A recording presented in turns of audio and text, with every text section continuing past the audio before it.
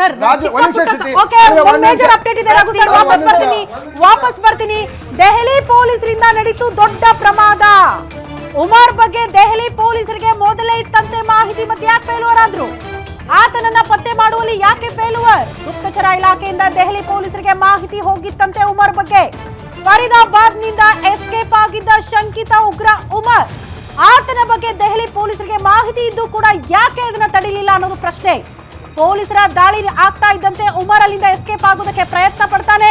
ಈ ಬಗ್ಗೆ ದೆಹಲಿ ಪೊಲೀಸರಿಗೆ ಮಾಹಿತಿನ ಗುಪ್ತಚರ ಇಲಾಖೆ ಕೊಟ್ಟಿತ್ತು ಅನ್ನೋದ್ರ ಬಗ್ಗೆ ಡೀಟೇಲ್ ಸಿಗ್ತಾ ಇದೆ. ಆದ್ರೂ ಕೂಡ ಕೇರ್ಲೆಸ್ ಮಾಡಿದ್ದಾರೆ ದೆಹಲಿ ಪೊಲೀಸರು.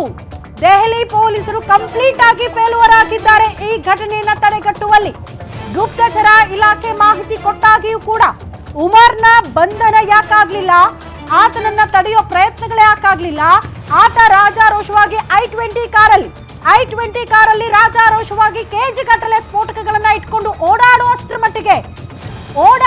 ಮಟ್ಟಿಗೆ ಪೊಲೀಸರು ವಿಫಲರಾಗೋದ್ರ ಆತನನ್ನ ತಡೆಯುವಲ್ಲಿ.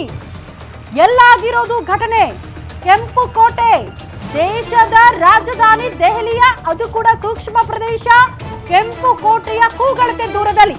ಯಾವೊಬ್ಬ ಪೊಲೀಸರು ಕೂಡ ಭದ್ರತೆಗಾಗಿ ನಿಯೋಜನೆ ಆಗಿರ್ಲಿಲ್ವಾ? ಯಾರು ಕೂಡ ಆತನನ್ನ ಚೆಕ್ ಮಾಡೋದಕ್ಕೆ ಮುಂದಾಗ್ಲಿಲ್ವಾ?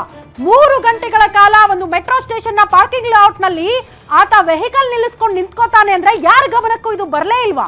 ಆತ ರಾಜಾರೋಷವಾಗಿ ಡ್ರೈವಿಂಗ್ ಸೀಟ್ ಅಲ್ಲಿ ಕೂತ್ಕೊಳ್ತಾನೆ ಆರಾಮಾಗಿ ಅಂದ್ರೆ ಯಾರ ಗಮನಕ್ಕೂ ಇದು ಬರಲೇ ಇಲ್ವಾ? ಪ್ರತಿಯೊಂದು ಚಿಕ್ಕ ಪುಟ್ಟ ಪ್ರದೇಶಗಳಲ್ಲಿ ಮೆಟಲ್ ಡಿಟೆಕ್ಟರ್ ಗಳನ್ನ ಇಟ್ಕೊಂಡು ಎಲ್ಲವನ್ನ ಕೂಡ ಫೈಂಡ್ ಔಟ್ ಮಾಡುವಂತ ಅಧಿಕಾರಿಗಳು ಸೂಕ್ಷ್ಮ ಪ್ರದೇಶದಲ್ಲೂ ಕೂಡ ಇದನ್ನ ಫೈಂಡ್ ಔಟ್ ಮಾಡುವಲ್ಲಿ ಫೇಲ್ಯೂರ್ ಆದ್ರ ಅನ್ನೋದು ಪ್ರಶ್ನೆ ಇದೆ.